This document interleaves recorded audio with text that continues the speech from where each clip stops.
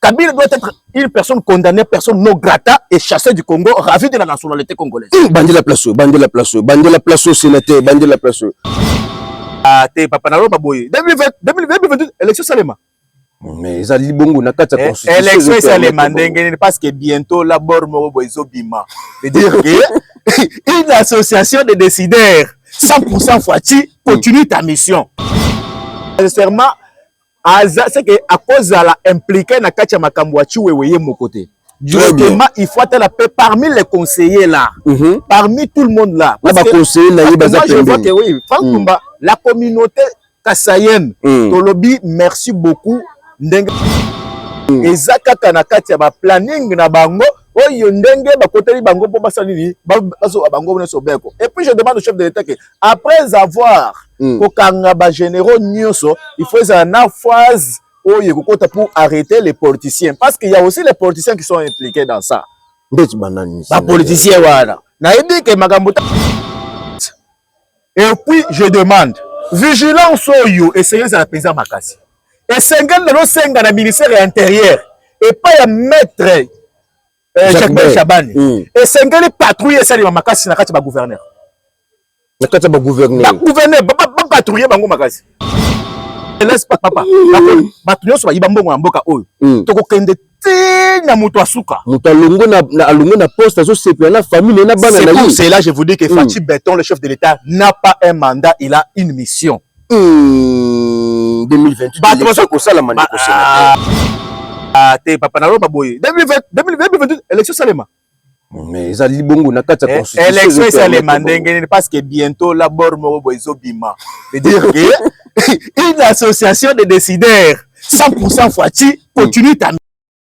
N'hésitez pas à liker la vidéo si elle vous plaît et si vous êtes nouveau sur la chaîne, n'oubliez pas de vous abonner et d'activer la notification pour ne rater aucune de nos prochaines vidéos. On commence. Et grand merci Nabalandi à Mouton Télévision chaîne chaîne actualité. Merci beaucoup Nabato Bozuli Bako Kolanda beta biloko politique mukola lelo bokota actualité politique mboka na biso to zamba point o to so c'est l'homme de beta bleu Francis Moté Chando toujours na kati ya Mouton Télévision chaîne chaîne actualité. Bon s'abonner, bon commenter, bon partager, bon liker. Merci beaucoup Nabato Boza ko s'abonner, merci beaucoup Nabato Boza ko partager, merci beaucoup Nabato Boza ko liker. Émission beta blog politique à Moukola Lelo, tout sur la par rapport à accord, il y a droit ou déjà qui signé, tout sur la par rapport il y a gouverneur, il y a au Katanga, papa Nabiso Jacques Kaboul, Ndenge, Akimina Afrique du Sud, ni ne sali papa Nabiso gouverneur, il y a au Katanga Akima, ni na ça il y a tout sur la par rapport à Moukola, tout sur la paix par rapport il y a général Franck Etumba Azali déjà arrêté, tout sur la par rapport il y a bah actualité politique Azali tellement belé, beau commenter, beau partager. Bon aimer tout sur la paix par rapport aux États-Unis, la République démocratique du Congo et Zolo Bamaloba Maibele. Est-ce que Mbok Zali à côté Kamato à côté Kamate Nazanga Mogoto Nazan sénateur debout Ozali Moko ba communicateur na kati ya parti au pouvoir na Kombo ya IDPS so Nazali Bamoko na Lotis Nasima Kamara vana ko tsetika na vana sa DG na Kombo ya Pichu Mutombo papa social les gars quand même na Lotis Nasima Kamara Nangambo ya Suisse na moni movi adosenga maître Sengi na sent toujours motomoko bien bikabakaba na yebike na Paris bozolanda biso test na kati Paris na pese mboto pesa zali so nazali bamoko na Lotis na sima caméra to ko sénateur debout azali moko ya ba communicateur na kati ya parti au pouvoir na kombo ya IDPS. Merci beaucoup Montréal déjà sénateur debout à côté bon message déjà ko l'année na kati émission beta biloko politique no bana déjà na bonjour mon mboka sénateur debout. Bonjour, journaliste Francis Beta Biloko, les grands journalistes. On a eu Penza Mikolo, Penza on a sentir na pantalon. Très bien. On a lingotique en ngaité. Assez à le bag rotique en ngaité, c'est que Toko Beta Biloko a team Mukolo pour comprendre que Fati Betom Kwantombolo, Azo Sala Musala. Azo Sala Musala. Sala Musala. Tout comme Nazo Pesa Mbote pas, il y a Papa Bourse Nixon Nzinga. Donc 250 boursiers dans la université. Donc, jeune à IDPS, donc les grands pétroliers, tout en a yé Mikolo, Penza, Makasi Lobby, en tout cas, c'est là que tout a une matinée politique, Nakatia, permanence, il y a parti. Très bien. Et pas, il y a secrétaire général Augustin Kabouya. Donc, les gars qui vraiment qui toko Makasi, expert pétrolier, Nakatia RDC, donc, Azaki Kasi Maya. secrétaire général Augustin Kabouya. Donc makambo eleka ki penza kitoko penza makasi. Très bien, makambo eleka vraiment kitoko makasi maloba ya sénateur Debout. Sénateur Debout kolala kolamuka après arrestation ya ex chef d'état-major na kombo ya général Chiwewe lelo kolala kolamuka tomoni lisusu général Franck Tumba Ozare. Sénateur Debout bétonable par rapport à dossier oyo. Pourquoi car ba général nde ba komi ko kangama. Yango tout d'abord avant tout biso en tant que ba communicateur ya chef de l'État. Très bien. En tant que le communicateur oyo toza toto mona makamonenge to tambola tozo ba tout d'abord que le corps général Franck Tumba kangami. Donc veut dire que le chef de l'État doit finir na kati ya ba collaborateur na ye. Parce que Franck Tumba fit le chef de la maison militaire chef de l'État. Donc nécessairement c'est que à cause de la impliqué na kati ya makambo ya Chiwewe mon côté. Directement il faut être la paix parmi les conseillers là. Parmi tout le monde là. Parce que moi je vois que oui, Franck Tumba, la communauté kassaïenne tolobi merci beaucoup ndenge bakangi général oyo azali complice. Il y a tentative de coup d'état chef de l'État. Azali nani? Azali complice. Il y a tentative parce qu'il a été cité par le général Chiwewe. Très bien. Tentative de coup d'état wana. Donc biso communauté kassaïenne tondimi par rapport peut-être beti maboko makasi que non s'il y a les autres généraux qui sont kassaïens qui sont complices na kati ya plan wana et sengeli qu'on pousse leur poursuivre bakanga bango pe voilà, c'est pour le bonheur du peuple congolais. Très bien. C'est pour que la RDC soit la RDC en paix et aussi pour permettre au chef de l'État à mona ndenge na kosala musala kitoko. Général Ntumba a été plusieurs fois soupçonné. Général Ntumba a été convoqué au moins une fois na katia Demiap et auditionné à Bimaki. Mais pourquoi pas Babimi Saka maman pour la moto qui plusieurs fois si nani général Franck Tumba batanga kombo na mingi batanga kombo na mingi Saka par rapport parce que il faut on est ça dans le système qu'il faut qu'on soit moto en flagrance. Très bien. Vous comprenez parce que moto par rapport il y a on bazolo les ondité yango bazoué en flagrance moyen awangana ezati. Donc yango nde tozo féliciter penza sécurité ya mboka na biso pour na musala kitoko parce que le temps n'est plus autant de pouvoir jouer toujours les histoires sales des coups d'état parce que yo salir diplomatie na mboka yo salir mais nzamba la raté parce que nous avons un chef de l'État qui est chrétien. Nous avons un chef de l'État qui est chrétien oyo nzamba yebi soki nzambe ayeba fati te Eroboul na bango sanini et salime. Très bien. Parce que Barwande bango baliaka na Barwande butu. Na mo bimi ke bango ba yedara fati. Banani baliaka na Barwande. Bango ba Franck Ntumba wana baliaka na Barwande butu. Très bien. Ko na mo bazo mona ke ba komi flatter fati ke bazo sala musala ya mboka. Nzoka nde ndeko na ngai nani pasteur Gilli. Wakati ndenga utukolo ba alobaki nani? James Kabarebe ayaka na 3 fois la semaine. Donc veut dire que bango ba yebi ba misala mabe bango basala na mboka oyo. C'est pour cela James Kabarebe ni ta contrôler kayaka ko pesa des injonctions na voilà que makambo voilà que makambo bakangi bango bikanga kangate ce sont les gens qui ont violé la loi, ce sont les gens qui bazo kotisa indiscipliné na kati ya armée. Vous comprenez? Yango zo mona siko makambu oyo nyoso ndenge zo salema oyo ezakaka na kati ya ba planning na bango oyo ndenge ba koteli bango po basalini bazo bango na sobeko. Et puis je demande au chef de l'État que après avoir kokanga ba généraux nyoso il faut une phase oyo kokota pour arrêter les politiciens parce qu'il y a aussi les politiciens qui sont impliqués dans ça.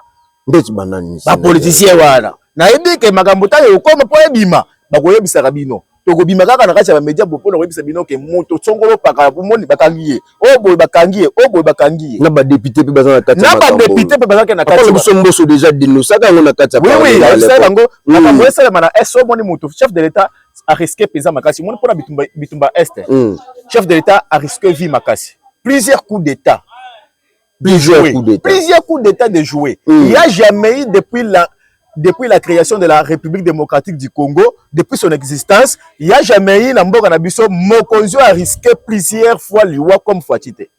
Fouatite est le premier vice-président, premier président de la Congo, Oyo a raté l'Iwa Nandenge et Belé.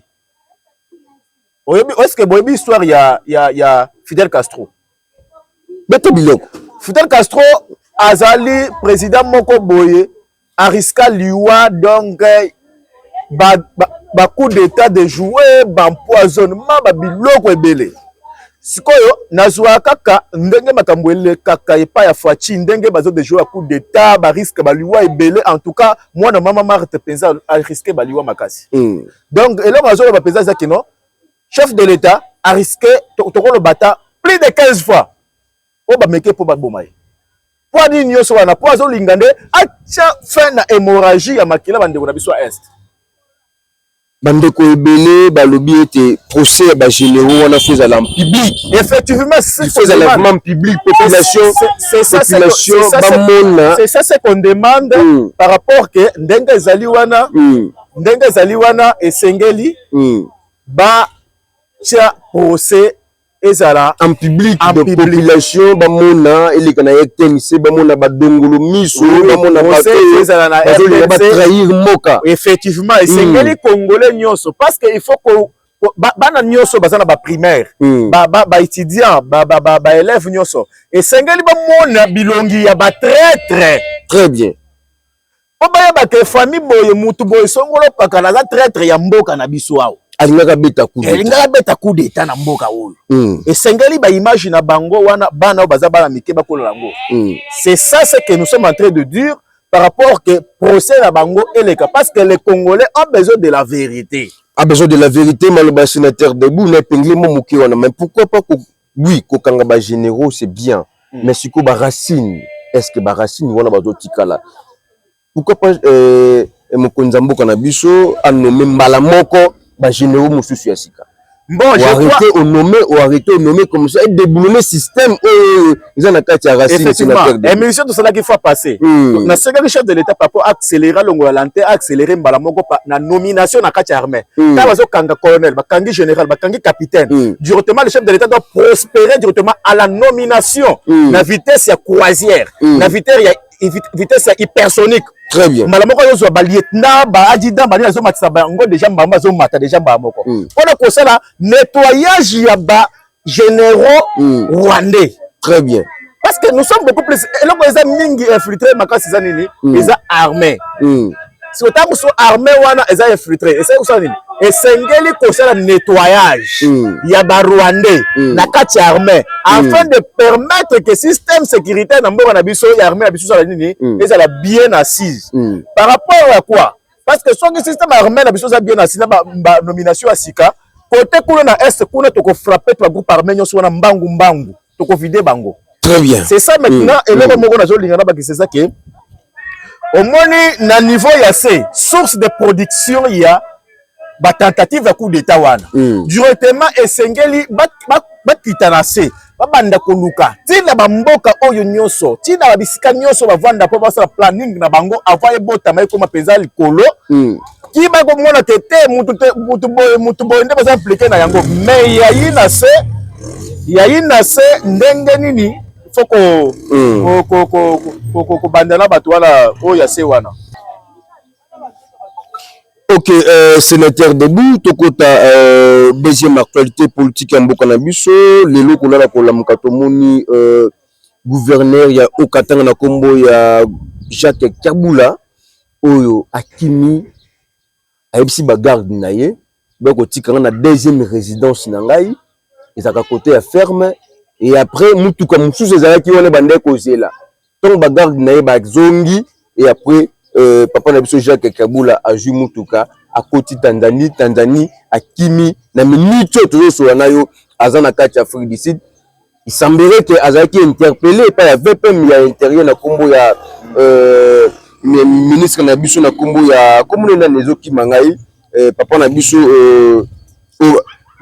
Jacquemin oui papa na biso Jacquemin Chabani donc azaki interpellé ministre intérieur oui azaki interpellé a na Kisasa donc ba interpellé mbamoko tout la mouche azana minute azana Afrique du Sud beto bleu par rapport à dossier wana bon et loko alingina beta cité président Makasi Zake il est temps de pouvoir voir qui peut servir le pays et sengeli koyeba kenani ko servir mboka na biso makambo la gouverneur qui abula wana ex gouverneur parce que présentement toza na Martin Kazembe de muto azali azo assumer intérim ya gouverneur o azaki ex gouverneur qui abula donc nalina lo baboye nous sommes au moins accord aux homona accord de paix salimi accord de paix exact ah oh ya te accord de paix ya ngonde sali ke ba mort basali ni bakota na terrain banani ba mort banani bakota na terrain ba mort banani ba kabiliste déguisé bango ba mort kabiliste déguisé Kabila ye moko ba mort bakota na terrain. Tant que moi mutu lokola kiabula wana. Un peu de respect mon qui. Eh non mais monsieur je te dis ceci. Un peu de respect quoi. Les gens qui jouaient le plan pour pouvoir ko moko zamboka ko chamboka na biso na kao et on doit avoir du respect envers eux. Donc Kiaboula pèse dans la carte de dossier. Kiaboula dans la carte de dossier. Oh, sénateur. Et même 200 millions elinga bima na aéroport ya Luano. Pour ekende kuna na Goma, na zone tous occupation 23 au Kabila yemo ko diriger. On peut dire ce qui 200 millions. Et bima na aéroport ya Luano, et mata ekende Goma. À partir à Goma kuna pona mbongo wana fois et pesa Kabila makasi ya ko démarrer M23 AFC ba continuer ba somba munduki ba zaka bien ba sala yo so bien tout ba officier mais so ba ba bango na poche na bango. Vous comprenez? On a Kiaboula ndé mutanga tinda mbongo. Jacques Kiaboula c'est un traître. Oh, sénateur de Jacques Kiaboula c'est un traître, un kabiliste que je peux qualifier d'une personne un ingrat. Azaka kimia papa bato wana. Mais quand kimia le rôle de considérer bangos. Tena biso ba mort ba continue na terrain. Ko ndimati mtoko sala makambo wana sénateur. Mais mort ba continue na terrain. Match tango match ekomi sikoyo ekomi makasi. Donc tokomi okende sikoyo zombo le soir. Mort yemo kwa sa nini? A continue na terrain. Vous comprenez? Mort continue na terrain, match e baby. Mbala mort batia mbala moko kutali penzana Yesu ye moko na terrain ango. Film moko azui à comprendre te. Waya. Je félicite et puis je demande vigilance oyo essayez à pesa makasi. Et sengal le senga na ministère intérieur et pas ya maître Jacques Chabani. Et sengal patrouiller ça les makasi na kati ba gouverneur. Na kati ba gouverneur. Ba gouverneur ba patrouiller bango makasi. Ba patrouiller bango makasi. Imaginez que nous avons 26 provinces. 26 provinces wana Tozu Malamoko, des gouverneurs, pas seulement Kiaboula, des gouverneurs à Tanganyika. Sénateur de Bou. Le Kakawana. Oh, ya Tanganyika, il y a Bazouye. Quand Bazouye pesa en état gouverneur en fonction, Beko Bakenaï. Nini traître. Ainda fongola porte Tanganyika pona ke ba rebelle Rwanda sanini bakota Kiaboula pe afongola porte ya Katanga pona ba rebelle Rwanda sanini bakota na Katanga. Aide le gouverneur en fonction. Imaginez le degré de la traîtrise bandeko ba représentant chef de l'état gouverneur en fonction. Vous comprenez que ba gouverneur musu ba bandoki. Bandoki te ko retirer moi ndambo place. Ba gouverneur musu baza bandoki.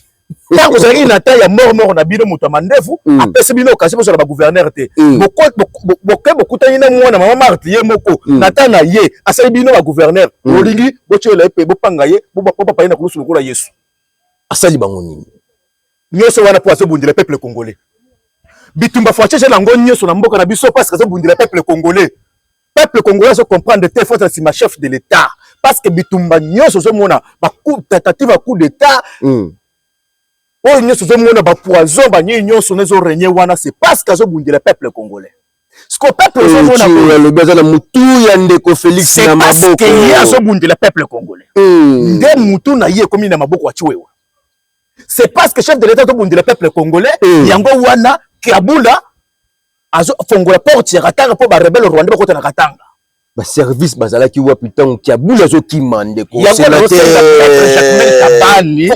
c'est quel renforcement ministère intérieur c'est ça la penza musala makasi biso peuple toza sima ya chaque ministre o azo sala musala kitoko na mboka na biso toza sima ya chef de l'état pona ko sala kaka système ya lisu likolo ya lisu mboko eza ya biso toza accompagner l'ITP bitumba chef de l'état nyonso par rapport que to radiquer mutuna mutu nyonso na musala na ye asala kanini. Parce que moi je demande que procès pe ya bachiwewe, procès ya batumba, procès ba il a la salle de martyrs et aussi Kabila fait malamoko ba juger épée. Kabila doit être une personne condamnée, personne non grata et chassée du Congo, ravie de la nationalité congolaise. Bandi la place, sénateur, bandi la place. Kabila doit être convoqué, jugé en flagrance à Ouaboui, na salle de martyrs, condamné en étant personne non grata, chassé du Congo même, ravi de la nationalité et tous ses biens pour le bonheur du peuple. Bengane to kangie kaka pour soit to bengane on commence na rapport ya makasi ndeko sénateur to ko ta dossier ya makambo makambo pesa zufike obike ambongo ayenga azali yoka azak cardinal ambongo non bengane cardinal non ambongo c'est un ingrat cardinal ambongo c'est un ingrat est-ce qu'on va sortir médiatique à Salaki quand on signe accord de paix avec Washington, Babi liberté d'expression. Quand on parle, on dit que c'est cardinal Danine. C'est cardinal. Cardinal Danine. Na catholique. Cardinal catholique, hein? Oui. Ça veut dire c'est un serviteur de Dieu. C'est un serviteur de Dieu, non? Oui. Pas un serviteur de Dieu qui s'attaque à l'accord de paix. Quand on parle accord de paix, la lingala. Paix et zanine. Na lingala. Kimia. Serviteur, il y a de Dieu. Dieu, c'est que Dieu. Dieu, il y a kimia, Dieu, il y a des ordres. Parce qu'on parle d'accord de paix. Accord de paix. C'est un bon moyen inconscient. C'est pour ça que... Sénateur debout, sénateur debout. Tu connais le bar. Inconscient. Pourquoi il y a le babongo? Parce que yo na Bible ba yebisa rebisonine. Deuxièmement muke toki. Na Bible ba yebisa bisonine. Boko yeba ba faux serviteur de Dieu, na ba faux prophète nata ya suka. Ta ya suka ya ba Rwanda na kati ya Congo yango to ko mona siko ba faux serviteur ya ba Rwanda na kati ya Congo. Ce sont les faux. Ambongo, ce sont les faux parce qu'ils étaient au service des Rwandais. Barabi mama Olive banda ko pesa ye mbongo ebele azoka ngoli mama Olive na pesa wapi mama wa roa ani kwa wapi ana Rwanda te afandi na Rwanda te azawapi ana Rwanda mama Olive afandi na Rwanda ana kimia bale yo sarabi na yeba bango na Rwanda na bariza sarabi na kati ya Rwanda Kigali boto na mama Olive azawa wapi mama Olive na Rwanda na minito et pas mobali na ye précisément na Kigali oui. Ate oluka nini? Mais avant de Gounas. Yeza Congolais. Yeza Congolais. Yeza Mbanaï. N'a pas yeza Congolais. Oh, maman il va comme sur l'étranger. Yeza mona peza Kabila oyo qui est Rwandais. Kanambe ozo mona oyo kande ozo mona iwana. Aye na Congo pour na mission coloniser Congo. Ko sala Congo ba force commune ko bonga Congolais ko sala bango misaka ko pesa bangando na yena balion na yo ko batia bango ba Congolais mission ya ba Congolais ba banda kolia. Muto abongo aye ko bala Congolais. Oh, maman il va za Rwandais. Rwandais. Oh, sénateur de mais na biso yango collaborateur nyonso na Kabila ezala tina mwasi na ye ezala na bango tout nyonso zaka ba Rwandais déguisé en Congo déguisé bango nyonso ba Rwandais ba bisi bino vérité et bango James Kabaré ba Manuel Ramazani Shadari na ba Shadari nyonso ba Shadari wana ba Rwandais on Shadari za Congolais Shadari za Rwandais Arimova Rwandais. Oh, beta biloko. Ah, non, Machadani. Ala Rwandais.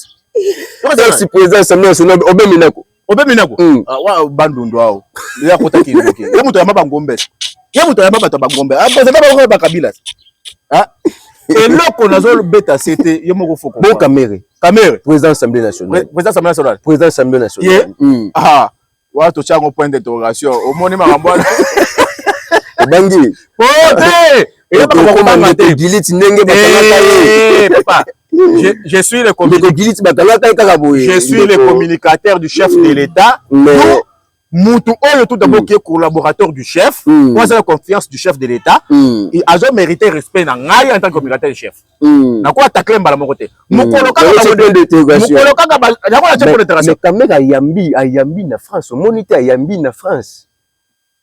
ake France kaka mukolo bazolinga bapeta coup d'état basala coup d'état kacha Congo makambo yango tokolandela yango okolo bandeko sénateur tala omoni on s'attaque à une personne ce qui Moutouana a mérité confiance chef de l'État et que Moutouana trahir la nation. Vidéo mon tambola awawa Moutouka chef de l'État qui t'a pris Batunion son mbote Moutouka chef de l'État batu belé bazo taquer président de l'Assemblée nationale papa Nabiso Vital Kamerhe Koloba était Moutouka chef de l'État zali sacré pourquoi Simbaki yango côté à vitre et si longtemps ba rapprocher bazaki wana ndeko sénateur.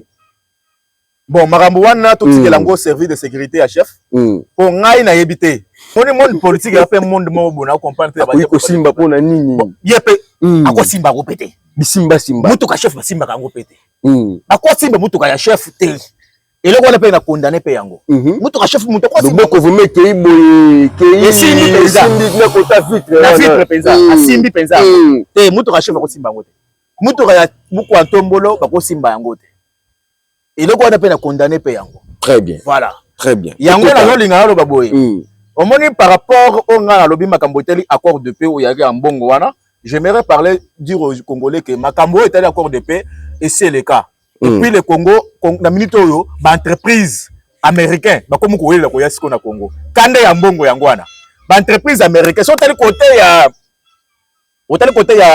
ya nani ya ministère affaires étrangères en face ils ont un centre financier siko au moins siko centre financier to le kango ba tonga mama na hôtel kuna parce que on dit que faut être stratège tango na États-Unis ba entreprise ba komu ko welela boyoki ka aéroport a biso andili bazoto ba kotonga ngwe pa entreprise américain une entreprise américaine ne ba kotonga kabila tika soka ba photo ya pamba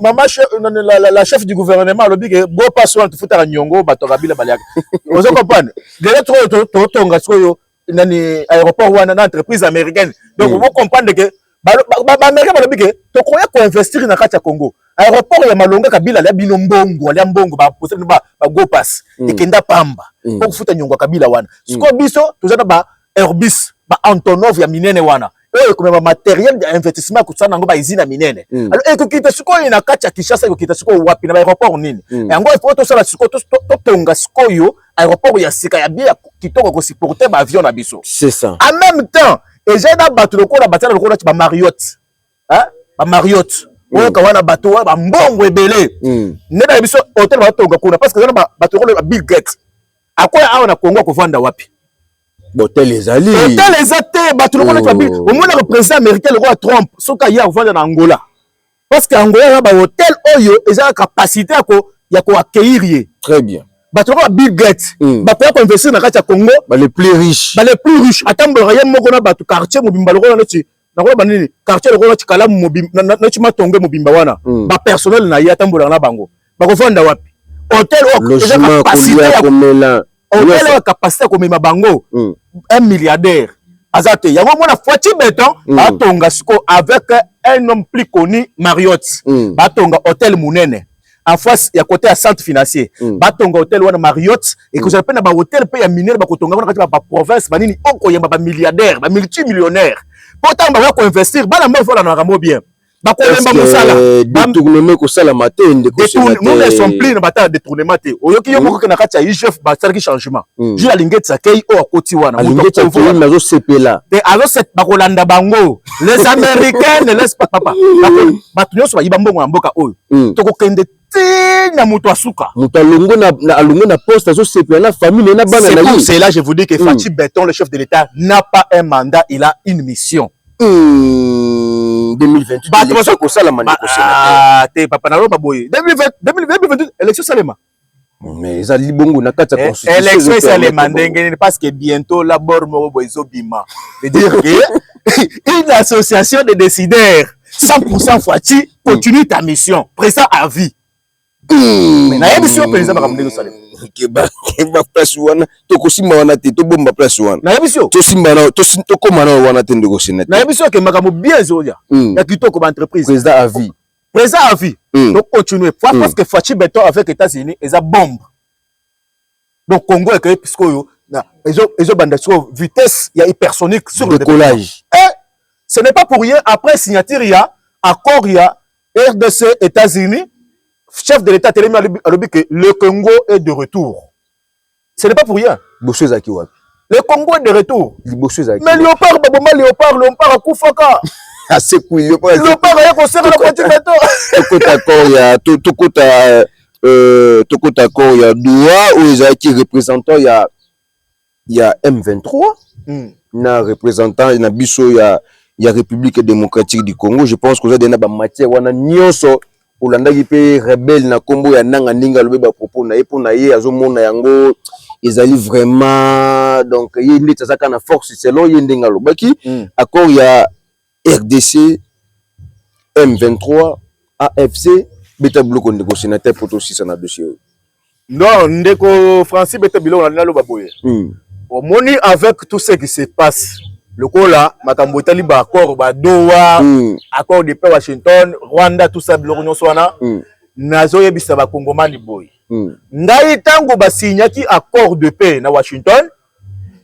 Tango pe ya Doha ezo sala ma peza boy na lobaki kake nanga amela diamba ebele na whisky. Ami kosa basala makambo ndenge banda kosala na tankala.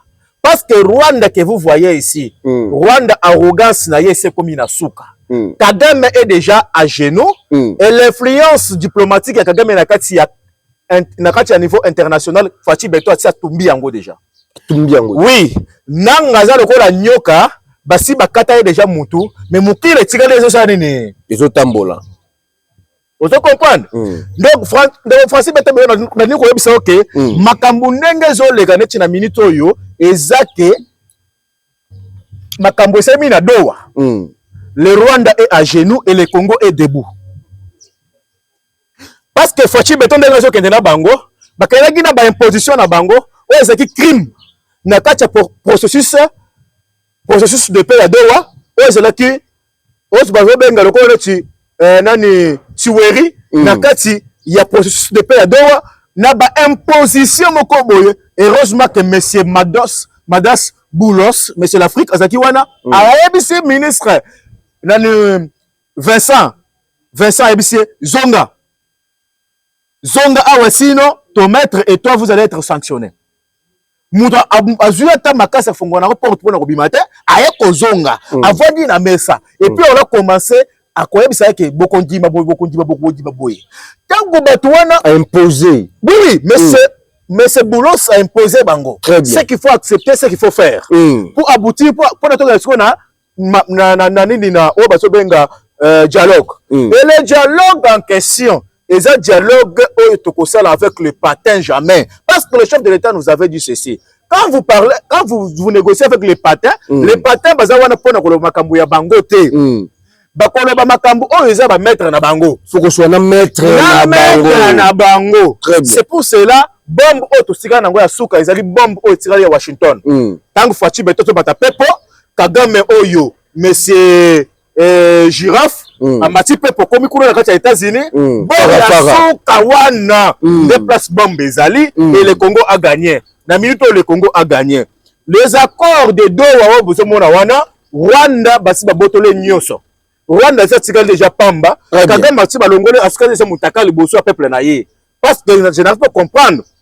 Après avoir un échec à Doha, Malamoko Kagame na kati ya conseil des ministres na Rwanda, ayebisa ministre na ye, il faut nous sommes censés d'accepter ce qui est dit, ce qui est proposé par le diplomate américain monsieur Massad Boulos. Bandimi peut s'incliner pe. On a beau comprendre que non, Fachi Beton travaille et travaillera pour le pays. Merci beaucoup Malobaya, sénateur Debout, azali communicateur ya chef de l'État, communicateur na kati ya parti au pouvoir na kombo ya IDP. Ata bolingi mutute bolinga ta misala na ye. Lotus na sima caméra. Ata balingi mutute balinga ta misala. Ata misala na ye. Papa, na liwa kwa bisa boy. OK. Au moins tu na minute Congo bobimeza en chantier. Nazo bisa ba Congolais oyo ba yebite que Fachi Beto travail. Ba Congolais oyo ya Kindoki. Ba Congolais ba kota Kindoki ya ba Rwandais. Na liwa kwa bisa ngoke nata oyo savimbi ya kangaki Angola na kati ya bitumba. Ba Angolais ba saki la crise oyo banda ko somba lipa patie mulongo.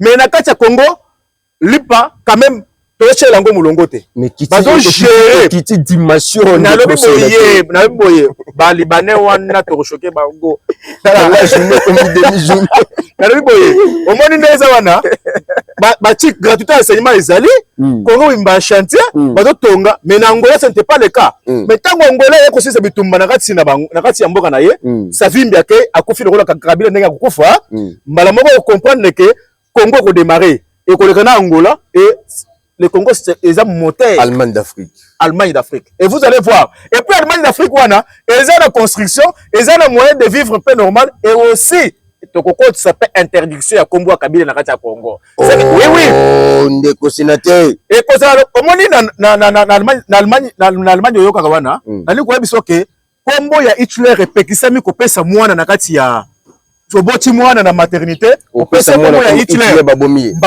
Bazuyo, pareil ya mwana wana, babareyo, bacho na kati ba juge ba condamné à mort. Le ona bisope, na kati ya Congo ta réseau développé, oboti mwana opesa mwana ya Kabila, mbala moko koti prison. Yoka ndeko sénateur tonto sisa totonga mo mukia. Obi ke Kabila ba pese bandoye belé na mboko na bandoye ba mama Olive. Mboti boya pesi mwana ko mama Olive. Sikoyo tant le bibo bandoyi wala o bakola kola na sikoyo osuka te bon za l'arrêter to de senga et pas ba bourgmestre mama boti zela bon sango bien mama boti ba la misatu apesa liboso Kabila et mbala pesi mama Olive et misatu apesa obeminako sikoyo bandoyi bakoli wana ba okende wa te to senga pas ministre de la justice ministre et garde des sceaux bana wana nyonso bakende ba changer bango bakombo changer bango bakombo bakombo ozo to kanga ko na mboko yana ko to na ba image na bango ko te il faut to longola image ya Kabila comme si na jamais que la vela biso to na ndoi moko ya Kabila laona to longola ba image na bango ya Olive limwa ya Kabila pe limwa ata bakombo na bango yoka na lisusu te na histoire Congo to effacer bango vous comprenez bakombo les ont tiré ba milimu mabe yoka na bongosa comme la suka message ndengeza ni maloba sénateur debout ba o no so ba ndoyi o ba pese no bandoyi wana yango déjà ils ont impliqué te de no ba signer yango te de ba chono en place te milonga déjà combo do so na combo Kabila Olive Lembe o be minakudo baba mbota so Marie-Jeanne so nani c'est la tête comme la suite à quelques situations na ba imbo quand so batalio partout dans le monde pour tout si ça en tout cas toutes mes salutations, ils ont s'adressé par le collaborateur du chef, au Baza Penza, plus fidèle. On va travailler na pesi bango Penza mbote Penza makasi. Et puis, sans toutefois aller loin, nazo pesa mbote Penza makasi et pas ya maman Marthe, maman ya mokonza mboka, maman Marthe Kasalu. Oyo Penza Etienne Tshisekedi oyo atikela idéologie. Il y a parti. Il y a biso combattant tant que bitumbeleka biso makasi to kendaka pa mama Marthe kolela et pas na ye parce que aza mama oyo ayebiliti na biso aza na idéologie na sangi et pas mama Marthe ata na biso likambo ezoleka entre bitumba eza entre secrétaire Augustin Kabuya mwana buta na maître Jacquemaine Chabani voilà prof Chilumbai baza même famille politique oui makambu na biso ya parti et quand jamais koleka et pas ya bato o lokola ba Pierrot Louara bato yo o muto enceinte nièce na yete muto lo bakaso ekobo Pierrot Louara makambu na biso bazwa ngo bakende kopesa bango muto wana ba pose matière ba akende ko panza ba konzila biso ba autorité na biso parti a panza bango na kati ba caméra na ye ya epola wana Pierrot Louara lobi ndeko ministre nani gouverneur wa Kimia pesa ka secrétaire général mbongo ebili lukuta na ye mwana mobali wana Pierrot Louara wana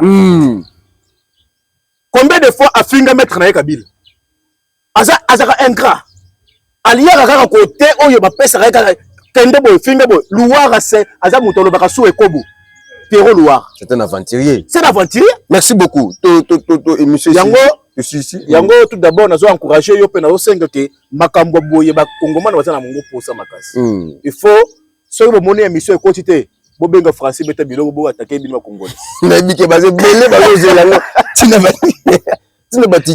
Merci beaucoup, mission Betablo politique et mon collègue de commune à Souka. S'il on est toujours la fidèle, qu'on s'abonner, qu'on partager, qu'on commenter.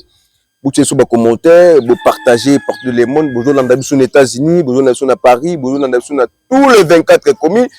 Vous êtes en France, na moni TH Titenge. Vous êtes en Katia Suisse, na moni Movier adossé na maître Sengi.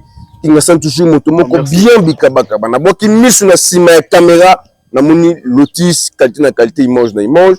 DG na kumba pichu motombo papa social. Na aussi ces missions oh na libanga moko. Lotis faut katelanga yango katelanga parti o na pesi mbote mingi na honorable Dongo Mobutu mutosa la fierté na kati ya Assemblée nationale na déjà ozaki na kati ya Katako Kombe okende ba mission de service ozaki na papa na biso ministre ya transport na kombo ya papa na biso Bemba ozosa pe fierté na kati ya ba Congolais belé na pesi mbote belé honorable Dongo Mobutu fierté na kati ya parlement muto pesa ba proposition qui toko pour le peuple congolais. Bon, j'ai ma solution, on a PC quant à moi, écoutez l'émission Beta Bloc politique et mon toujours la même chaîne Mouton Télévision, chaîne FG, chaîne actualité. Merci beaucoup.